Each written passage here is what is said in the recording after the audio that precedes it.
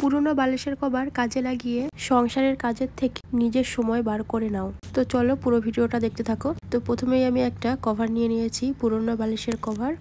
আর কি হয় বলো তো, সকালবেলা উঠে সবার প্রথমে যে কাজটা সেটা হচ্ছে মশারি খুলে ভাঁজ করে রাখা।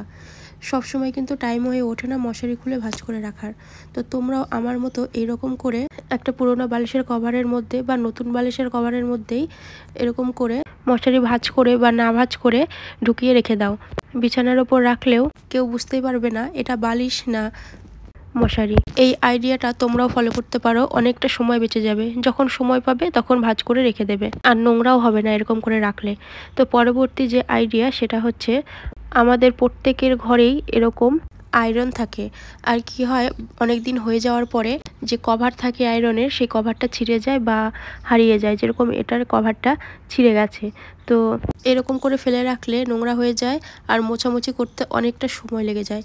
তো একটা কাজ করবে, পুরনো একটা বালিশের কভার নেবে, একদমই পুরনো নিয়েছি আমি, এটা কোনো কাজে লাগে না। এটার মধ্যে ঢুকিয়ে মুড়িয়ে আমি রেখে দিলাম, আর এটা যখন লাগবে তখন বার করে নেব, নোংরাও হবে না আর মোছামুছি ঝামেলাও থাকবে না। পরবর্তী যে আইডিয়া সেটা হচ্ছে, আমাদের প্রত্যেকের বাড়িতেই এরকম প্রেশার কুকার থাকে, আর প্রেশার কুকার যে প্রত্যেক দিন লাগে সেটাও কিন্তু নয়। আর এরকম করে একটা বালিশের কভারে যদি প্রেশার কুকার ঢুকিয়ে রেখে বেঁধে রাখা যায়, তাহলে নোংরা পড়ে না। বার করে ভেতরে একটু ধুয়ে তারপরে রান্না করতে নিলেই হয়ে যায়। আর না হলে পুরোটাও ধুতে হয়, তারপর অনেক ঝামেলা। তো এরকম করে দেখতে পারো, অনেকটা সময় বেঁচে যাবে নিজের জন্য।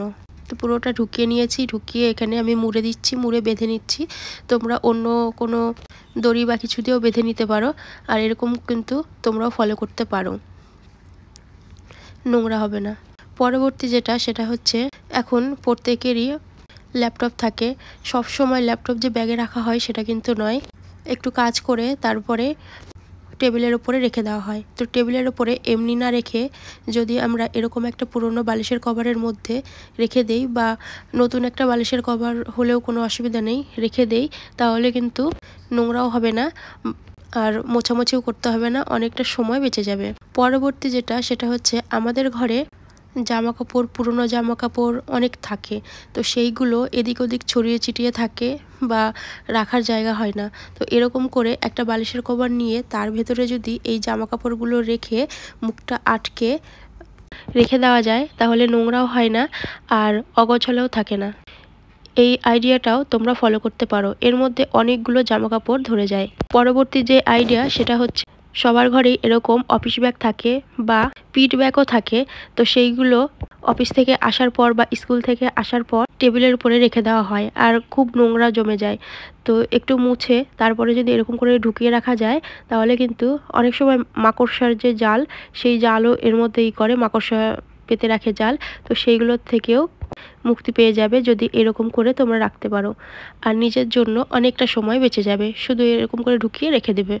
আর ভিডিও কেমন লাগছে অবশ্যই কমেন্ট করে জানাবে, ভালো লাগলে লাইক কমেন্ট শেয়ার করে দেবে, আর অবশ্যই সাবস্ক্রাইব করে পাশে থাকা বেল আইকনটাকে প্রেস করে দেবে। তারপরে যে আইডিয়া সেটা হচ্ছে, আমি একটা পুরনো বালিশের কভার নিয়েছি, আর তার ভেতরে এরকম একটা প্লাস্টিকের বস্তা বা ব্যাগ নিয়েছি, ঢুকিয়ে দিলাম। ঢুকিয়ে দিয়ে এরপরে আমি সেলাই করে নেব। আমি সেলাই করাটা দেখাচ্ছি না, তোমরা সেলাই করে নেবে, এরকম করে সেলাই করে নেবে, তারপর কর্নাচে করে সেলাই করে নেবে। এটা কিন্তু একটা আসন বা পাপোশ হয়ে যাবে। তোমরা যদি পাপোশ হিসেবে ব্যবহার করো তাও হবে, আসন হিসেবে ব্যবহার করলেও হবে। সবার ঘরেই বাচ্চা থাকে, তো বাচ্চা থাকলে এরকম খেলনা কিন্তু এদিক ওদিক গিয়ে পড়ে থাকে। তো পুরোনো বালিশের কভার নিয়ে তার ভেতরে এই খেলনাগুলো যদি ভরে রাখা যায়, তাহলে খেলনাগুলো নোংরা হয় না আর অনেকটা সময় বেঁচে যায় নিজের জন্য, সংসারের জন্য। তো এরকম করে তোমরাও সব খেলনাগুলো একসাথে করে একটা বালিশের কভার মধ্যে ঢুকিয়ে রাখবে, পরে যখন বাচ্চা খেলবে তখন বার করে দেবে।